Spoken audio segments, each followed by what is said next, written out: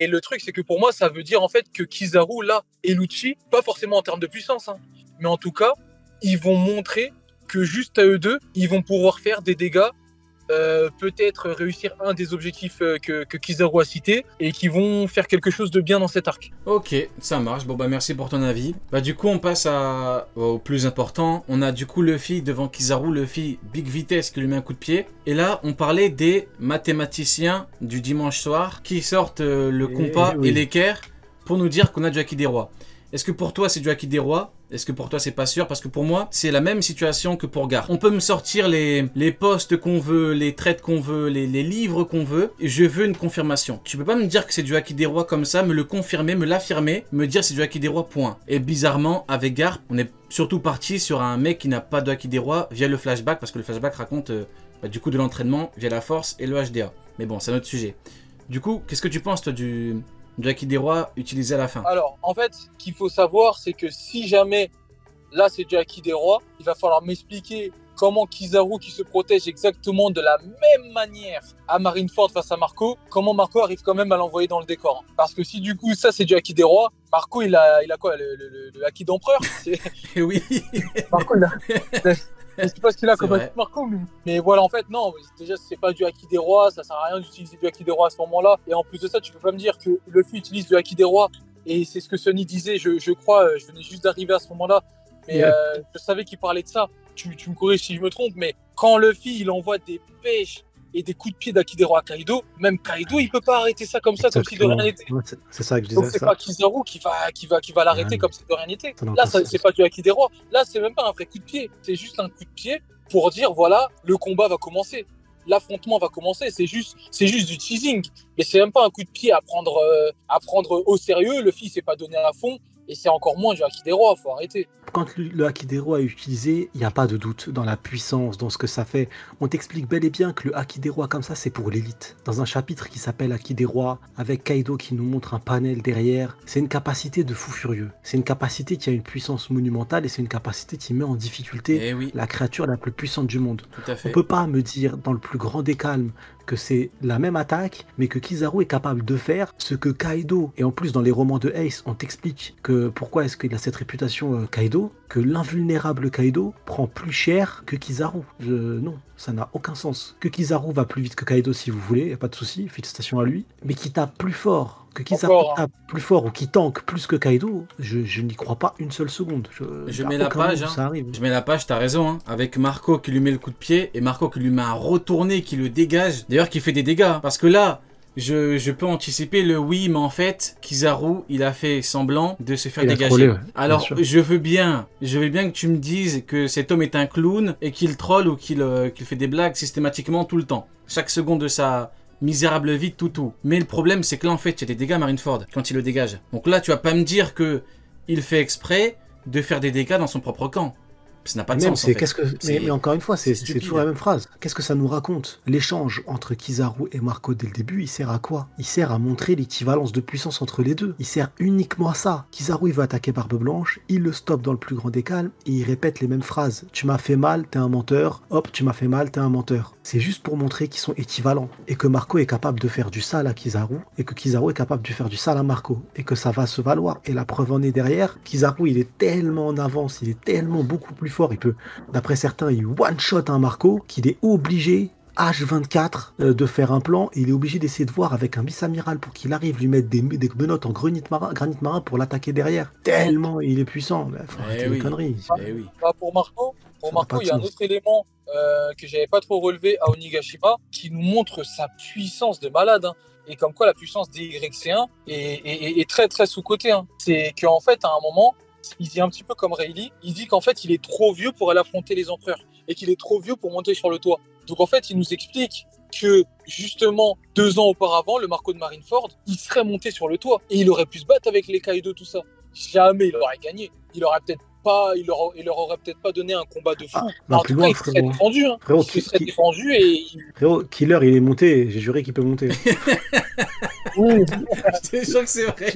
Il aurait été beaucoup plus efficace, mais... Killer, il est monté, frérot, vas-y. C'est le scénario qui fait qu'il montait pas. Mais... Non, mais ça, c'est sûr. Mais regarde, le truc, c'est que Marco, il te dit ça. Et le Marco de Marineford, en fait, il aurait pu affronter des empereurs. Donc, c'est tout à fait que quoi arrive à le faire. Celui qui est présenté équivalent à lui, ou même si on me dit qu'il est un peu plus, mais celui qui ne peut pas mettre une drill à Marco, à Marineford, qui est Kizaru, bah, il peut aussi aller combattre Luffy. Il ne gagnera jamais, il ne poussera pas Luffy dans ses derniers retranchements, il poussera pas Luffy à se donner à fond à 100% pendant des heures contre lui. Et il pourra lui donner des coups, comme Yamato contre Kaido. Oui, après le truc avec Marco, vu qu'on parlait de lui, c'est que lui il combattait l'armée de Kaido et son pouvoir était utilisé du coup pour soigner et tout. Donc c'est vrai que c'est surtout ça, mais quoi qu'il arrive, Marco, on ne le répétera jamais assez, mais Marco, c'est clairement un amiral. Est-ce que ça existe? Est-ce que l'auteur n'a ne serait-ce que sous-entendu une seule fois que Marco peut se faire... que Marco est ne serait-ce qu'un petit peu en infériorité contre un amiral? Ça n'existe pas. Ça n'existe pas, il n'y a pas d'exemple concret. Il n'y a pas. C'est comme tu l'as dit, Sony, tout est dans la représentation. Quand il y a Kizaru qui attaque le capitaine, tu vois le capitaine, il lui donne même pas l'heure, il en a rien à foutre. Il lui dit tu m'éblouis. Et t'as Marco qui vient, il lui met un mais t'as vu le retourné qu'il lui a mis? Il a dégagé normal. Tout est dessus. Maintenant bon, le truc avec le Haki des Rois, en fait c'est juste pour dire que Kizaru est fort quoi en fait. Parce que ceux qui te disent que c'est du Haki des Rois, ils en ont rien à foutre. C'est juste pour te dire que Kizaru est fort. Le problème, c'est que il n'y a pas de confirmation. Si on avait, ce serait une évidence pour tout le monde et il n'y aurait pas de débat. Mais à partir du moment où il y a du... Prochain chapitre. Prochain chapitre. Si Luffy fait une attaque avec du Haki des Rois et que Kizaru s'envole, je voudrais qu'on m'explique comment il a fait là et pourquoi il s'envole après. Hein. Bah oui. Là, il va y avoir un combat. On va être fixé. Moi, j'attends le prochain chapitre avec impatience. On va être fixé de fou furieux. Bah oui. Même si je pense que ça ne réglera jamais le conflit en cours, entre guillemets, si c'est vraiment le bon terme. Mais ils trouveront toujours des excuses. De la guerre de sécession, le conflit.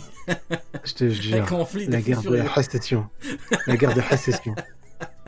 Non. En plus, le pire, c'est qu'il n'y a que eux, ils sont en guerre. C'est un truc de fou.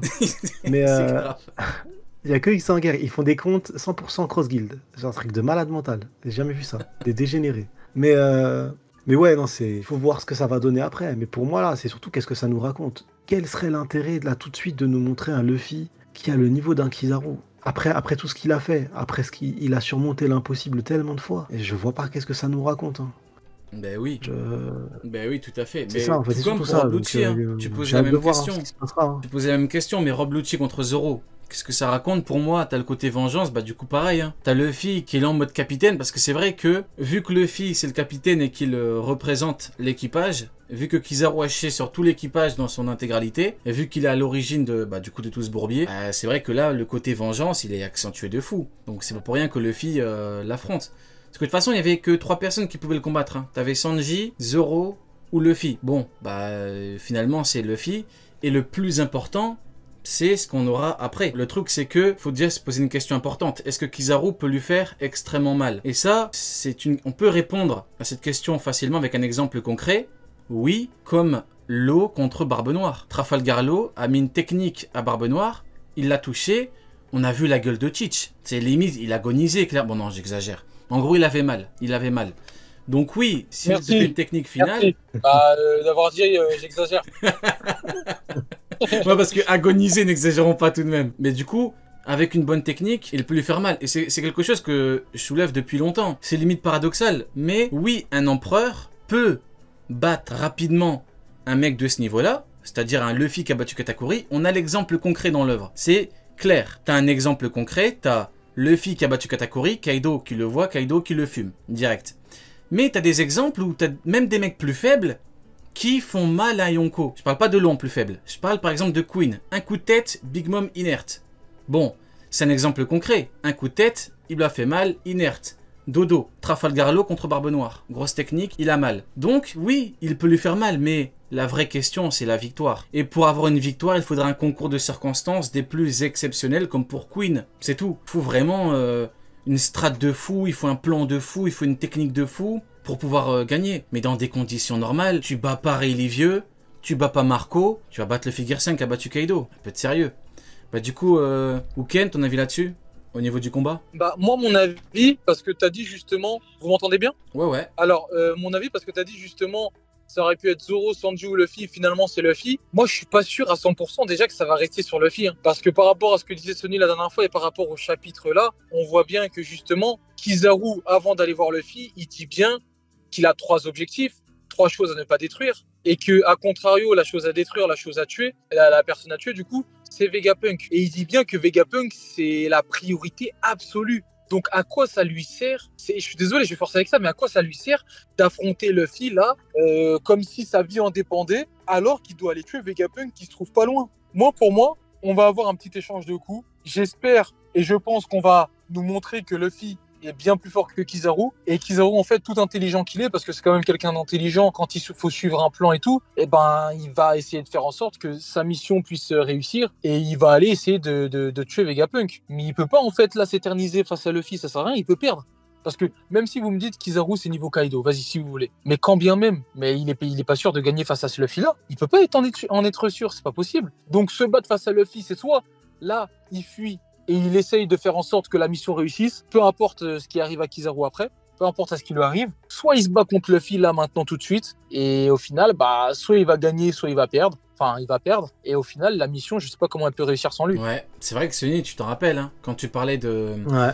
C'est vrai que c'est la mission, c'est l'objectif. Parce que comme dit Wuken là, t'imagines, là le combat commence. Ce qui est sûr et certain, c'est que Kizaru va pas allumer Luffy. Ça, y a aucun monde où Luffy se sent impuissant et dit ah non, on doit fuir. Cette théorie, je sais pas pourquoi elle existe. Mais elle existe. Il y a vraiment des gens qui pensent que là, on va avoir un Shabaudi 2.0. Ça n'a aucun intérêt. Enfin bref, passons. Donc cette théorie n'arrive pas. Donc là, Kizaru, il va voir que quoi qu'il arrive, il ne peut pas one-shot Luffy. Et quoi qu'il arrive, il est bloqué. Au mieux du mieux, ce qui peut arriver au mieux pour Kizaru, c'est juste se dire bah là, je suis bloqué, je peux pas le vaincre.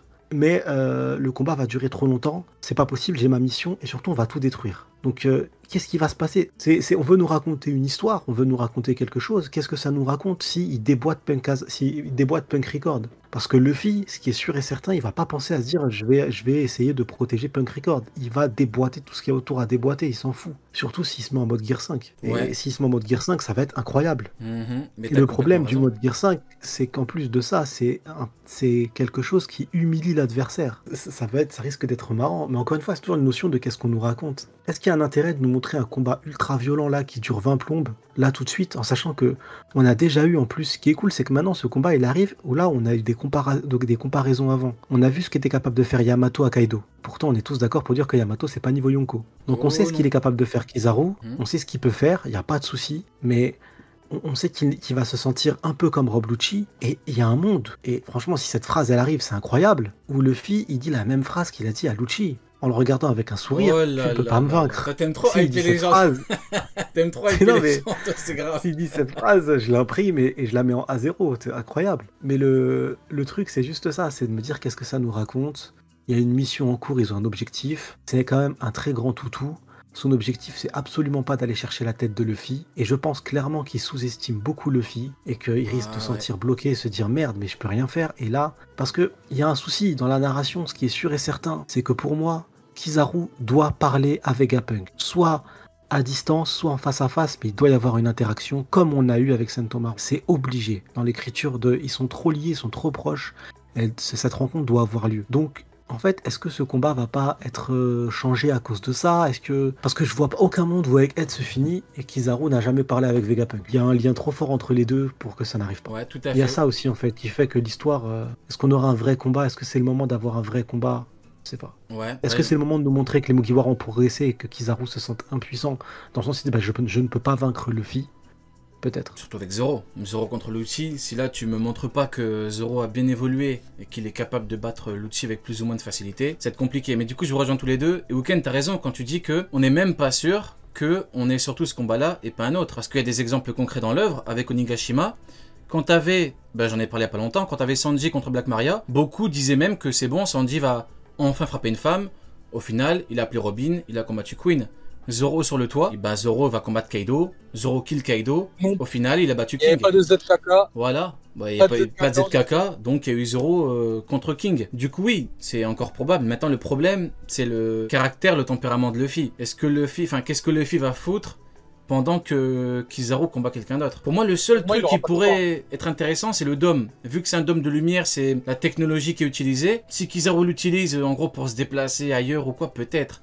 Mais bon, Luffy, je vois pas ce qu'il pourrait faire. Tu voulais dire quoi? Non, pour moi, Luffy, il aura peut-être pas le choix. Peut-être que Kizaru va faire une technique, quelque chose avec son fruit de la lumière, qui va faire que Luffy, il va pas pouvoir le suivre. Et allez, pourquoi pas. Il dit ouais, mais de toute façon, là-bas, il y a Sanji, là-bas, il y a Zoro. J'ai pas besoin d'y aller moi-même.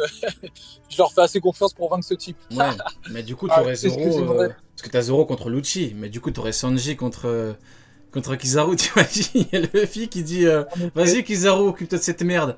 Au final, on aurait exactement ce qu'a fait Barbe Blanche, entre guillemets, 2 fois. Il a fait avec Marco, il a fait avec Jose. Donc, en gros, c'est pas non plus déconnant. Ça n'arrivera sûrement pas. Mais c'est pas... On peut pas dire qu'il y a aucun monde où ça arrive. C'est possible. Parce que t'as un exemple concret dans l'œuvre. Et là, Barbe Blanche, c'est carrément ses enfants. Barbe Blanche, il a dit quoi? Il a dit mon trésor, c'est pas l'or, c'est mes enfants. C'est jouer une famille. Bon, tu laisses pas ton fils contre un mec qui peut le gifler en une seconde, ça n'existe pas. Donc Luffy peut le faire. Maintenant, ça va quand même être compliqué, dans la mesure où on se dirige surtout vers un Luffy contre Kizaru. Mais c'est vrai que c'est... L'auteur a préparé un plan, il nous a dit que Kizaru est venu pour faire un truc, et là, il fait quoi? Il est contre Luffy. C'est un truc de fou furieux. Ce qu'il faut pas oublier, c'est que à aucun moment, de base, la marine ou Kizaru ou quoi viennent pour Luffy. De base, ils viennent pour Vegapunk. De base, il y a un des 5 doyens qui s'est déplacé pour Vegapunk. Donc là, les fantasmes de Kizaru vs Luffy, combat de ouf et tout, les gars, peut-être, mais pour moi, il y a beaucoup plus de chances que ça n'arrive pas. Pour moi, il n'y aura pas forcément un énorme combat entre les deux. Parce qu'il faut à tout prix que Kizaru, là, il réussisse sa mission. Sinon, à quoi ça sert l'arrivée sur Egghead? À quoi ça sert les plus de 100 navires de guerre et tout? Parce qu'on rappelle, tout ça, ce n'était pas pour l'équipage d'Empereur. Tout ça, c'était pas pour Luffy et tout. Et d'ailleurs, même Stussy, elle le dit bien, elle dit qu'elle veut éviter, justement, quand elle faisait encore partie du CP0, elle disait vouloir éviter la confrontation avec Luffy. Parce que si tu rentres en guerre avec Luffy et son équipage, tu rentres en guerre aussi avec tous ses alliés et tout. Donc là, ça va être intéressant. Parce que si la marine rentre ouvertement en guerre contre Luffy, eh ben, il rentre en guerre avec toute l'armée du chapeau de paille. Donc, ouais. Mais les enjeux sont beaucoup trop énormes pour qu'ils évitent... les enjeux sont énormes, du coup Vegapunk, la technologie Mother Flame et tout, donc je pense qu'en gros ils n'ont pas le choix. Mais bon, c'est vrai que quoi qu'il arrive, il doit combattre quelqu'un, Kizaru.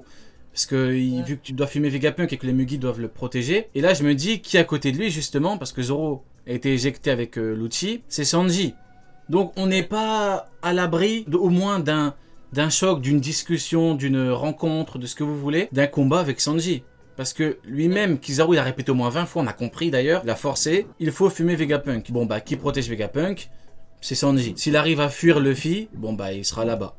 Bon bah voilà. Bah du coup, on a fini avec le chapitre, hein, parce qu'on a un petit peu fait le tour. Bah du coup, on devait parler du live action. Ken, je pense que toi, t'as pas regardé la série? Non, même pas, j'ai pas regardé encore. Bah ouais, bah écoute, du coup, on va parler avec Sony. Ken, t'as un dernier truc à dire par rapport au chapitre? Non, bah en tout cas, c'était un assez bon chapitre. Dommage qu'il y ait une pause. C'est un chapitre qui annonce de grandes choses sur Egghead. Faut pas oublier que bah il va se passer un incident sans précédent. Faut pas oublier aussi qu'il y a un navire de Teach qui est présent là. Et je sais pas si vous en avez parlé, mais Katarina Devon, qui pour moi s'est changé en Bonnie, est seule maintenant sur le navire avec un autre clown. Ah, t'y crois? Donc j'attends de voir avec un autre clown. T'y crois toi du coup avec Bonnie? Bah le truc c'est que Luffy, il était à côté de Bonnie, lui qui a un HDO de Yonko, lui qui a un HDO de Fou Furieux, il te dit ouais, t'as l'air heureuse, j'aime pas ça. Et il fait une tête en mode j'aime pas ça. Ouais, t'es bizarre, t'es différente. Annonce quelque chose, ouais, c'est ça. Différente, ouais. Et pareil, les gens ils lui disent ouais, t'as fait que pleurer toute la nuit. Elle dit mais j'ai pas pleuré. Alors que si, même nous les lecteurs, on l'a vu pleurer. On l'a vu pleurer, elle était assise, elle pleurait en face du truc de Kuma. Donc c'est quand même étrange. Et en plus de ça, Bonnie, je suis désolé, mais elle est pas censée être heureuse là. Elle est censée peut-être pas pleurer, mais elle est censée être triste avec tout ce qu'elle a appris. C'est le choc de sa vie là. Il y a un seul truc qui pour moi me fait dire que c'est bien elle, c'est parce qu'elle est encore en train de bouffer elle aussi comme Luffy quoi. Elle bouffe H24. Elle fait du Bonnie sans le savoir, l'autre serait bizarre que tu vois. Elle a toujours de la bouffe dans... En fait, elle fait sa caractéristique, c'est qu'elle fait que bouffer H24. Et là, on voit quoi? La seule case on la voit, elle fait que bouffer. Et même, le seul problème encore que j'ai avec ça, c'est que comment ils ont fait pour rentrer dans le dôme? Parce que quand le navire arrive, c'est déjà à 100%. Ça voudrait dire, le seul moyen, c'est que Katarina Devon était déjà sur cette île avant même que les Mugiwara arrivent, quoi, peut-être. Bien avant, et qu'elle était infiltrée bien avant. Ça ferait bizarre. Je sais pas. Moi, c'est le dôme aussi qui me pose problème. C'était 100%. Et on voit que Kizaru, il est rentré parce que c'était Après, de toute façon, ils sont là. La lumière traverse. De toute façon, ils sont là. Donc, que ce soit Bonnie ou quelqu'un d'autre, normalement, ils vont faire un truc de fou. Après, c'est vraiment un pétard mouillé parce que c'est vrai que l'auteur n'a rien annoncé, quoi. Il n'a rien promis. Mais Bon, ce sont les Grinch, ce sont les méchants, équipage de Cheech qui, je le rappelle, est à l'origine de la chute du héros légendaire avec l'une des meilleures citations de l'année, voire de ces 10 dernières années, Vasco Shot qui dit héros de méfait s'agare. Donc voilà, les Grinch sont là, on verra ce qu'ils vont faire. Bon, bah écoute, big up à toi mon cher Ouken, et puis ben, prochain chapitre, on parlera en cross guild hein, du coup. Bah merci, bonne soirée à vous. Big up frérot. Ouais, mon ref. Ça marche, très bonne Prochain soirée. chapitre.